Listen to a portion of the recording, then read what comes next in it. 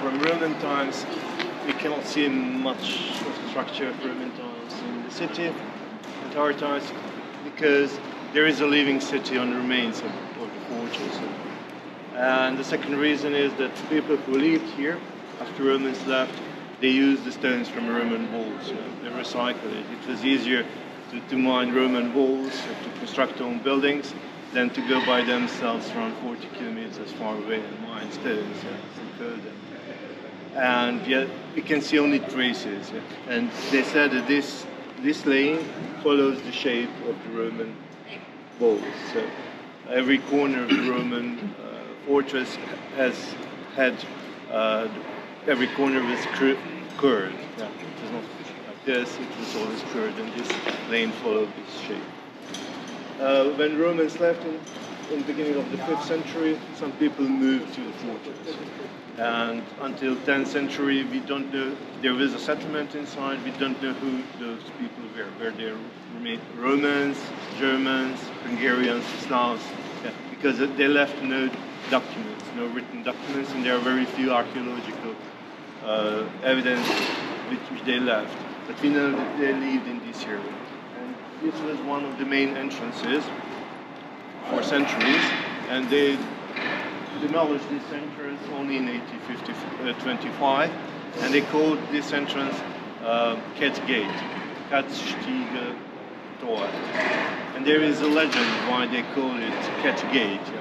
They said that once upon a time there was one wealthy couple living in a house over here, and the man, he had an affair with the neighbor, next door neighbor, and two of them, they decided to murder his wife. So they cooked something, they put poison in the cream soup, but during the dinner it happened that they changed the place by chance, and it was the lover who got it. She didn't die, she hallucinated that she was a cat. She was on her floor, she produced the sounds like a cat, meow, and eventually she jumped onto the window and from the window to the street. Yeah, but because she was not a cat, she broke her neck and died. And then they said that white cat was for days on the roof of that house, producing such loud sounds. And the man, he climbed to the top, he tried to drive her away, but he lost his balance and ended at the same place as his lover. This is a legend, not a true story. Yeah? And you know that folk stories and legends, they have always something to teach generations that are coming. Yeah? And here, something morally, here it will be, don't cheat on your wife, yeah? Or your friend. This area, unofficially, we call it Bermuda Triangle. This is the area where it starts. Bermuda Triangle are really big. It's not the place where people disappear. Yeah, don't be afraid, because it is our party mile since 1978. Why Bermuda Triangle? Until 1978, there was a city bill saying that pubs were not allowed to be next to each other. And in 1978, they said this law is stupid. They just removed it, they delete it. And this area was empty. There were a lot of stores, but empty stores. And the first pub arrived here in 1978, followed by 40 others. And you can imagine how students were happy having so many pubs close to each other. And after visiting one pub, taking one beer here, one beer there, they were lost. So they lost their way to home, so they disappeared. Yeah. In this sense. Yeah. Good. Today we don't go. Our party mile is not only here. Especially during the summer, it is along Danube Canal, and we call it Tel Aviv Beach. There was the pub, the first pub with the name Tel Aviv, and they have something like a beach next to the canal, and we call it even today Tel Aviv Beach. So very popular. At this time of day, it's very quiet. But in the evening, especially in weekends, yeah, it is very, very crowded and very noisy. Good. We can go to our next stop.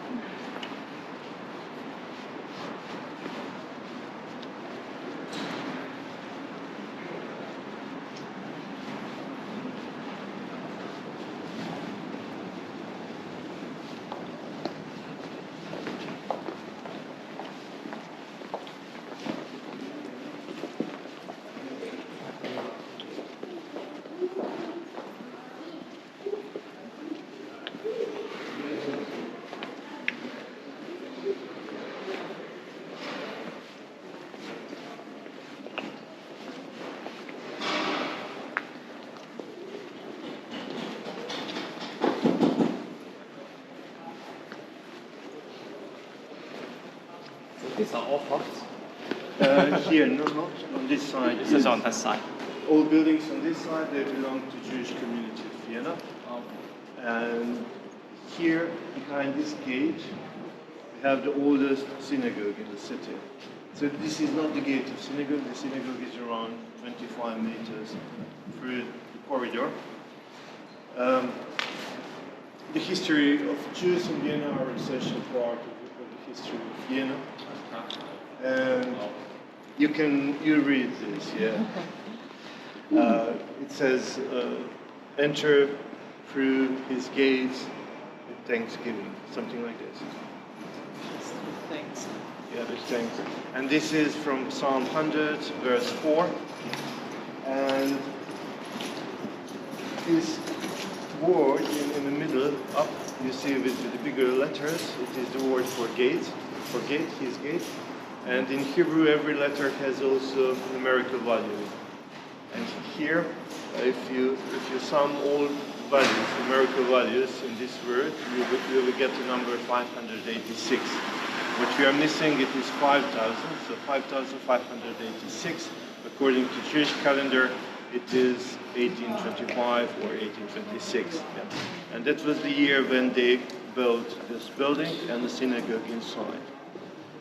And this is so the synagogue and the building is almost 200 years old, so it's not that old. We had older synagogues in the city, but all of them were destroyed in so-called Kristallnacht, the night of the broken glasses, or November pogroms. It happened that one Polish Jew killed one German diplomat, Nazi diplomat in Paris, and that was a trigger for mob all over the Third Reich, Nazi Germany, to terrorize the Jews, to destroy stores, to burn, destroy all synagogues. But they haven't destroyed this one, because the architect put a synagogue in the courtyard of a residential building. So the synagogue, the temple doesn't have actually own walls. The dome of synagogue lays actually on the walls of the residential building. And if they wanted to destroy this synagogue, they had to destroy also residential building. And there were people living here and there were offices. So they demolished everything inside, but the building, synagogue, remained. And why he have done it like this, architect? Because of the religious bill, religious tolerance bill from 1763. 1762-63, when our Emperor Joseph II issued tolerance patent for all religions, for the Jewish community only in 63, but before that for Orthodox and others. And this religious law, tolerance law, read that everyone was free to profess his religion, but in private. And if there is congregation that is bigger than 100 members, they were allowed to construct their own temples, churches, mosques, whatsoever. But they shall not be seen from the street. So you are free to profess your religion, but in privacy or far away from the public. And if you have been in Istanbul, in the main street of Istanbul, there are many churches, synagogues, but you can see none of them from the street. So the influence for this idea in the Habsburg monarchy arrived from Ottoman Empire, because years before there was a battle between Ottoman Empire and Habsburg monarchy. Ottomans lost that war, but it was the Sultan who dictated part of this peace agreement, and he insisted that all his subjects coming to Austro-Hungarian Empire shall have religious freedom, so they shall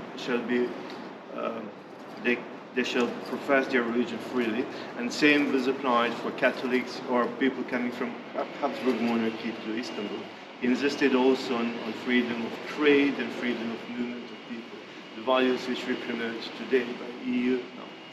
And you can imagine, so it was a sultan in the beginning of the 18th century who insisted that in one peace agreement those three values shall be introduced. So thanks to these ideas we have the oldest, this synagogue still today. You can visit it, but only on tours. They have organized tours. every day except Saturday.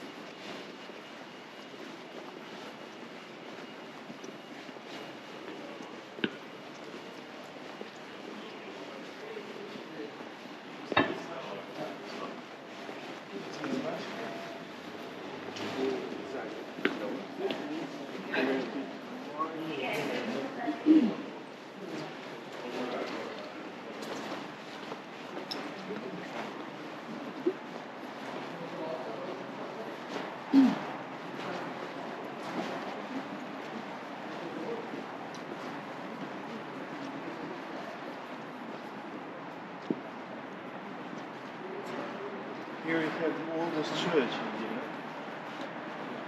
We can go to this corner.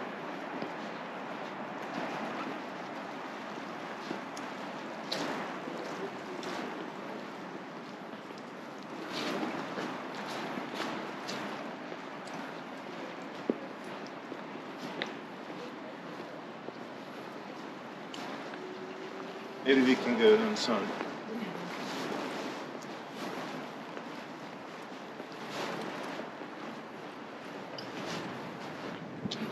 It's nice weather today, it's sunny but it's cold. Yeah. So this is our oldest church in Vienna. It was not the first one, but it was the oldest one which was saved. In the beginning of 19th century, they destroyed almost the biggest part of buildings within the first district because they wanted to construct something more beautiful, modern, according to that time. And they wanted also to destroy this church. And then there was one lady who protested.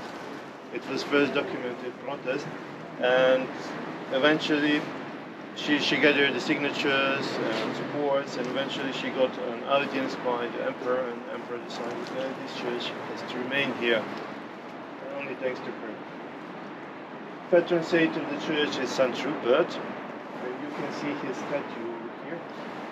He was the first bishop of Salzburg, so he was sent by royal family of Franks to Salzburg. He established a diocese, monastery, and he took, very important, he took possession on the mines, salt mines in Salzburg. You know, and it was in the 8th century. At that time, salt was very, very important in continental Europe, and it was more expensive than gold. First, the salt trade was controlled by rural families, and so it was a monopoly. And second, they needed a lot of salt because of the winters. You need the salt for preservation of the food. And according to legend, this church is from the 8th century because Rupert sent his disciples to this settlement in Vienna. According to archaeological excavations, the church is from 11th century, but the first written documents are from 1200. But still it is dedicated to him because this was the place where the merchants, the traders, salt traders would arrive. They had stores here before they sold. So there was a port, even today we call it Salz Greece. They would arrive with ships from Salzburg here, they would load the salt. And he is the patron saint not only of this church, he is patron saint of Salzburg and all people who trade, mine, have any kind of the business with the salt. On this building over there you can see one relief behind this tree. What you can see is that the first district is surrounded by walls, and we don't have it anymore because they were destroyed around 150 years ago. In 1848 there was a revolution in the city, and the rebels they closed the city, so the narrow entrances in the city, and the Imperial family found themselves trapped within the walls. And after the end of this revolution, the young emperor Franz Joseph said that this wall has to go. It has no more military meaning here because at that time there was also already artillery, so you can destroy the wall, so it's not protecting the city, but it was a danger for royal and imperial family. and they started demolition of this wall just at this area. When they finished with removing of the walls, so the wall was from 20 to 40 meters wide, and there was also area in front of the walls from we call it glacis. So it is the area if enemy arrives, it has to be everything free, so you can see him and shoot at him. So you don't have any cover. So when they finished this job, they got 1.5 million square meters free area only around the first district, and it was the unique in the history of Europe that you got so many free space around the first district, and they sold it, and that attracted a lot of people from all parts of the former monarchy. Everyone who had the money wanted to buy a piece of land, and within 20 years they built around 900 palaces just around the first district. And from selling the land there, they founded one trust, one foundation. Even today it exists. Yeah, from that money they constructed the national parliament, the national theatre, the main building of the university, the new building of city council, several museums, the University of Applied Arts, and several ministries, several museums and several ministries. So even today there is a money in this fund, and they use it for reparation and reconstruction of those buildings. So it attracts a lot of people, wealthy people to the city, a lot of money arrive to the city, a lot of workers, a lot of intellectuals, and a lot of artists. So the end of the 19th century was actually the golden years of Vienna, and around 1900 Vienna had a little bit more than 2 million people. It was the fourth city in Europe after London, Paris and Berlin, and today we have almost 2 million people. Probably in 4 or 5 years we will reach to this peak, to 2 million people, and we are not the fourth city in Europe right now. I think we are 6th in EU. So that was demolition, but it brought a lot of something very good for Vienna. And you can imagine after the end, only 20 years later, after 1900, after the end of the First World War, it was a disaster. Good, if there are no other questions. I want to ask why the Roman leave, but I'm not sure you're going to talk about it. The Roman Empire was disordered. So in the 4th century they lost control. Already before it was divided on the East Roman Empire and the Western Roman Empire. So the Eastern Roman Empire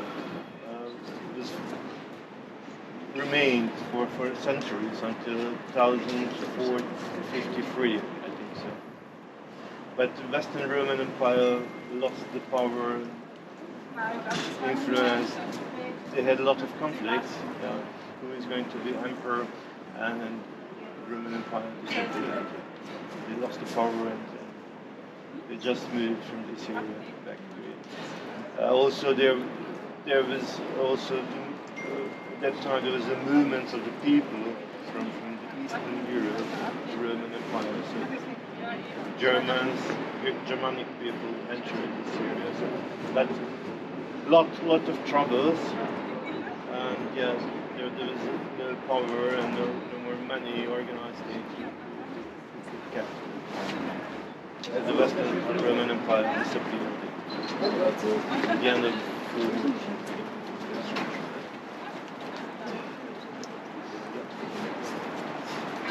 Good. We can move to the next stop.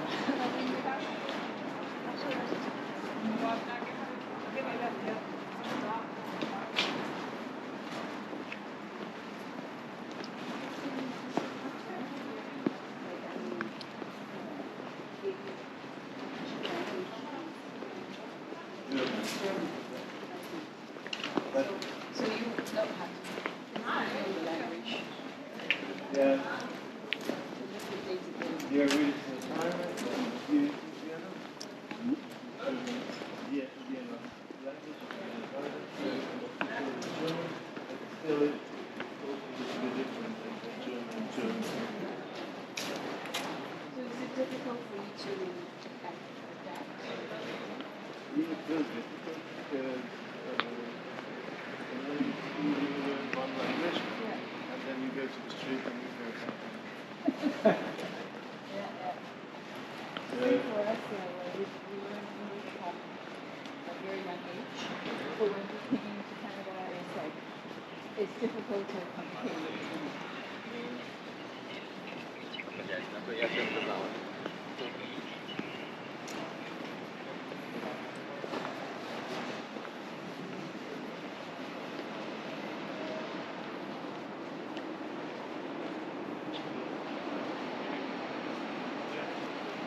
Eric has something interesting.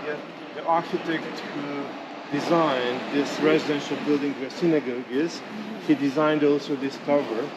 And this was the first tower that was not used for military purposes or for religious purposes. He designed it for himself.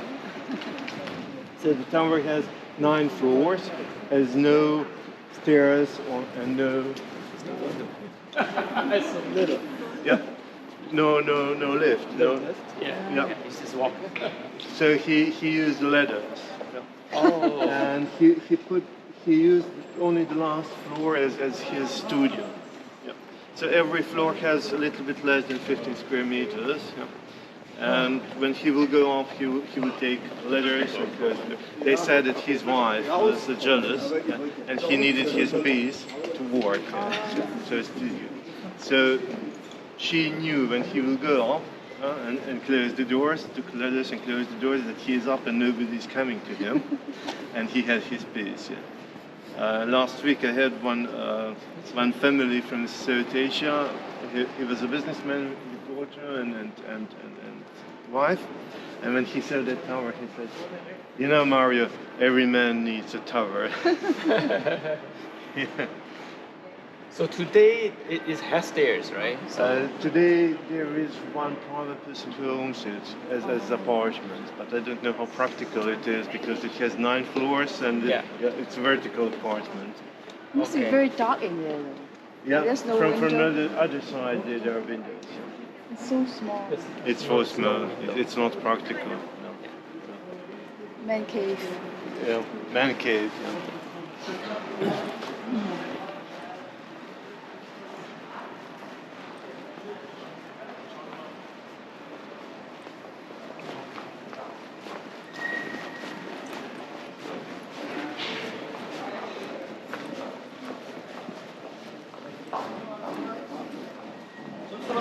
Have you seen something like this before? Like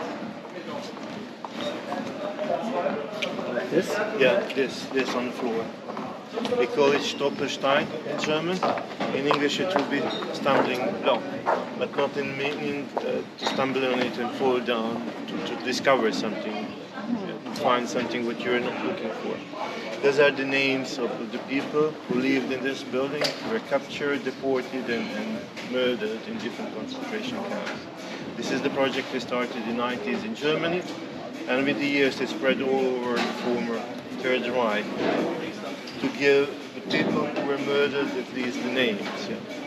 In some cities they don't put it on the floor, they put it on the walls, but not high, on the high of our eyes. To discover it, and they put on these stones everything what they know about this people. Yeah, many citizens of Vienna and all over they said that they had no idea what happened with these people because the government said that they will go to work somewhere. And they just disappeared. And in this way, we are bringing at least the names of those people. So they were real people who were for no reason captured, deported, and they put all dates if they know the date of the birth, deportation, and if they know where they were murdered also places. So if they have like descendants, will they be able to go back? Generally, yes. Yeah.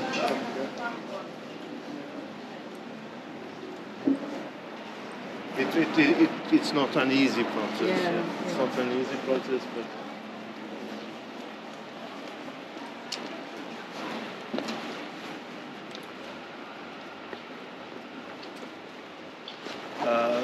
we have one. I just want to mention this building belongs to the city of Vienna, and it's named after Irene Harand. I would like to talk about it, but we have one attraction in the next square, and I will talk about it a little bit later. We shall not miss it. It starts right now. Okay. Here is a music clock. Yeah. It was completed just before First World War. Every hour, one person gets out, and the 12 of them will get out with the music. So it is kind of attraction, and every day there are hundreds of people. So it's starting now? It's starting in a few seconds. Oh, okay. People are there, right?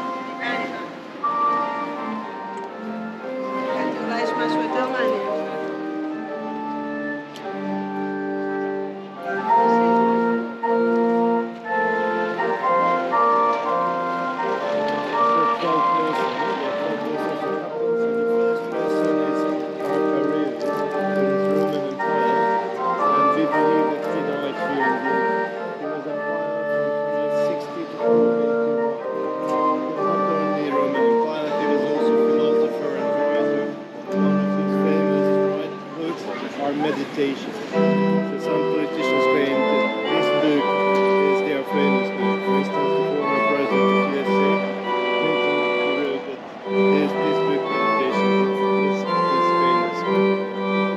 The second person is Karl the Great, Charlemagne. She was king of France, German king, and the present day France is named after this kingdom. So France. He was the first one who united the biggest part of Western and Central Europe after the dissolution of Western Roman Empire. And that's the reason why the Pope invited him to Rome in 800. He gave him a crown entitled the new Emperor of the new Holy Roman Empire. They put him here in this clock because they thought that they said that Karl the Great was in Vienna in the 9th century. Fake news from the Schweiz. It was never in Vienna. Vienna was at that time the important village. It's 3 o'clock. There is a couple. There is a Duke Leopold VI and his wife Theodora. She was a Byzantine princess, and here was the Duke Babenberg. It sit in Vienna. It's in Vienna, and he elevated Vienna to the status of the city in 1221. He was very, very rich because his father captured the King of England, Richard I Lionheart, and they asked ransom, King ransom, and they got 20,000 kilograms of silver at that time. It was quite a lot of money. They said it was free annual income of the Kingdom of England at that time. So they ordered to construct the walls around the city. He established 3 other cities in Austria, as well as he financed a lot of poets and artists. And this person, which is coming, he is one of the famous German poets, Walter von der Vogelweide, one of the famous persons before Goethe. Goethe is something like for German, like Shakespeare for English is Goethe is for German, and Walter is also very, very important. At that time, poets, they moved from court to the court, where they performed their poetry. He wrote mostly love songs, but also political songs. Next person is Habsburg. King, I always forget his name. The first Habsburg who got the title of the King of the Holy Roman Empire. It was one step before being Empire of the Holy Roman as well. territory of Austria in 1280, and he won his battle against the king of Bohemia. Bohemia is present-day Czech Republic. Since that time, Habsburgs are present in the territory of Austria. Habsburgs are originally from Switzerland, and since 1280, they remained in Vienna and in Austria for the next 6.5 centuries, so until the end of the Rudolf I was his name. Next person is architect Buchenberg, Anton Hans Buchenberg, one of the famous architects of the St. Stephen Church. There were many architects working on this church, but he was one. There are a lot of legends about him. Some of them saying that he has a contract with the devil because he has done so many beautiful things so far. There were also a lot of generational conflicts when he was an architect. Probably the word architect is not the best one because at that time there was no architect. He was responsible for everything, for planning, construction, controlling.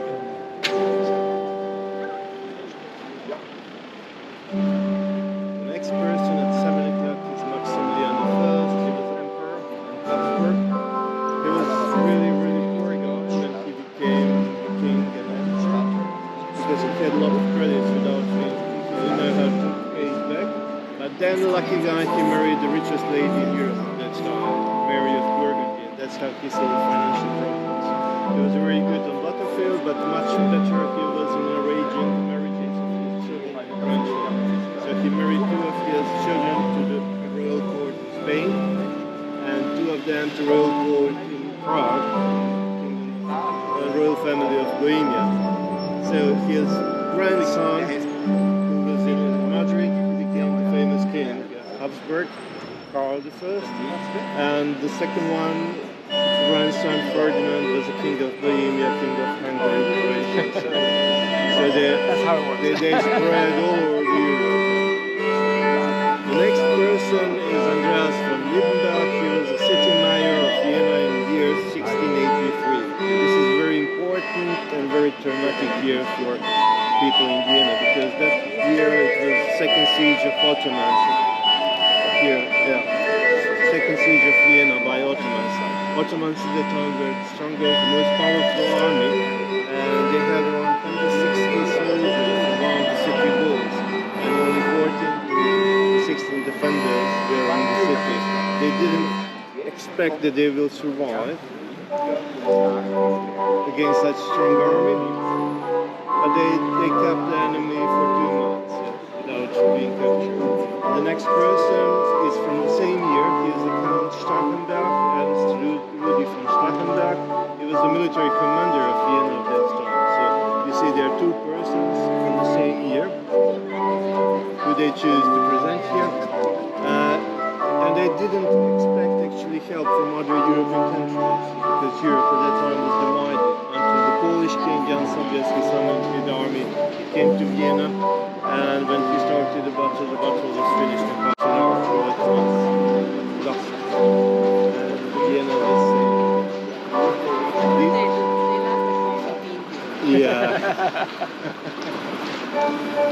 Another person related to this year, 1683, it's Prince Eugen von Savoy. He was French, from France. He wanted to join French army, but he didn't want it because he was not tall, he was small, ugly, and not suitable for French army.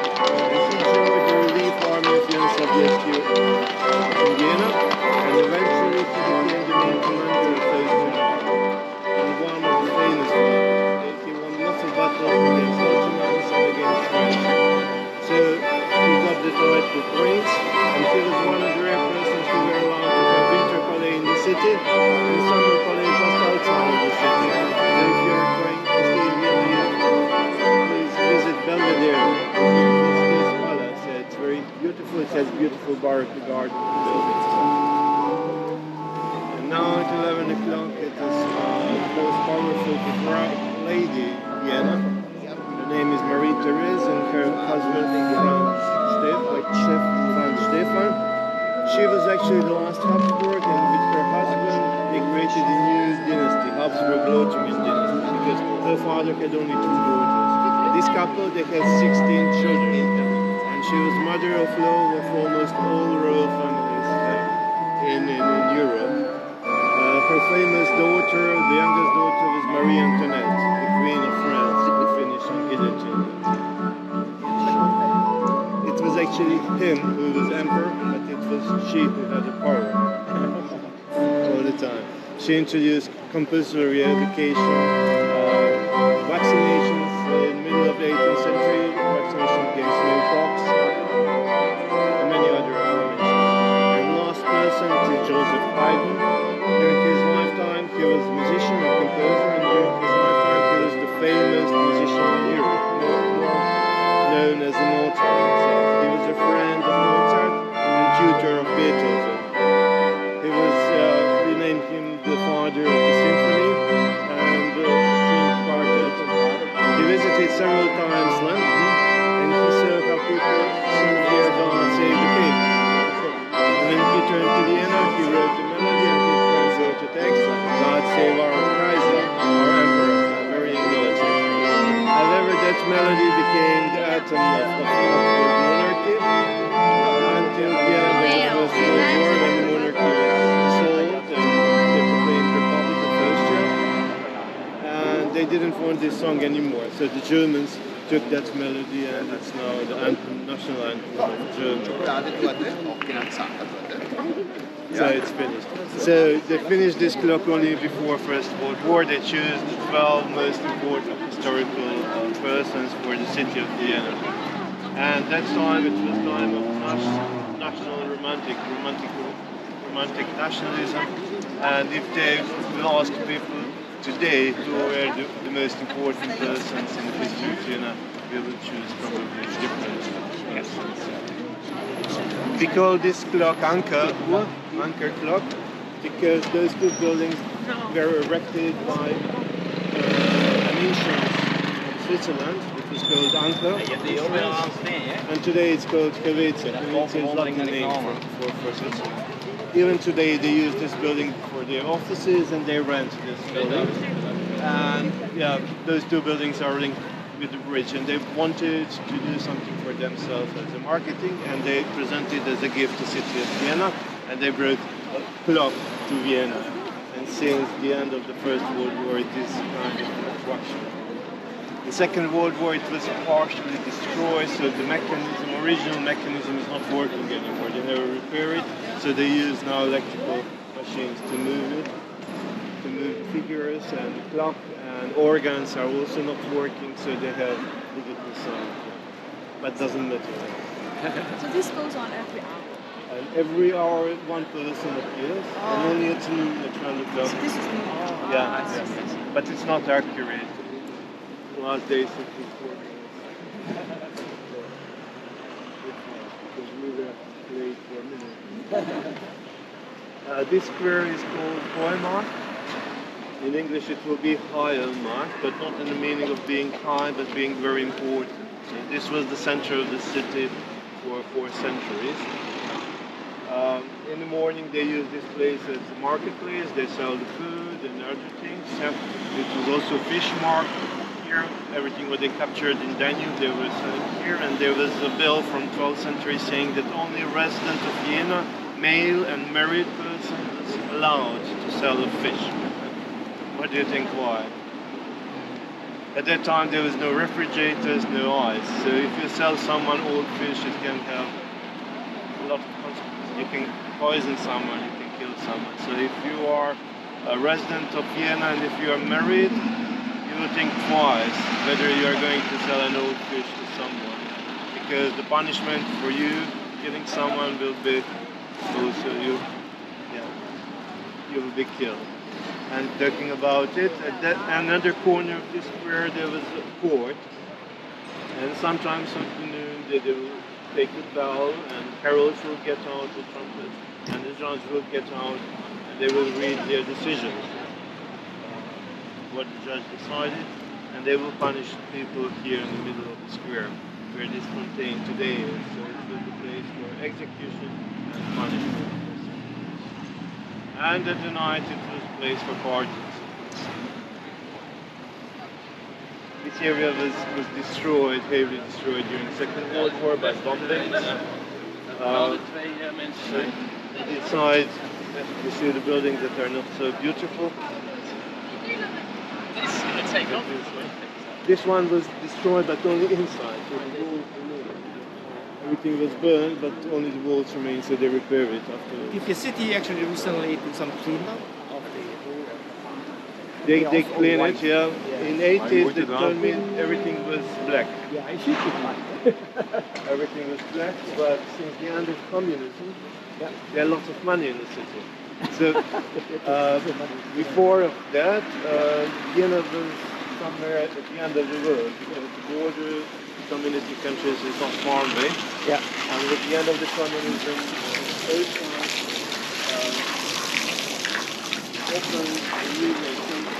new contact with the former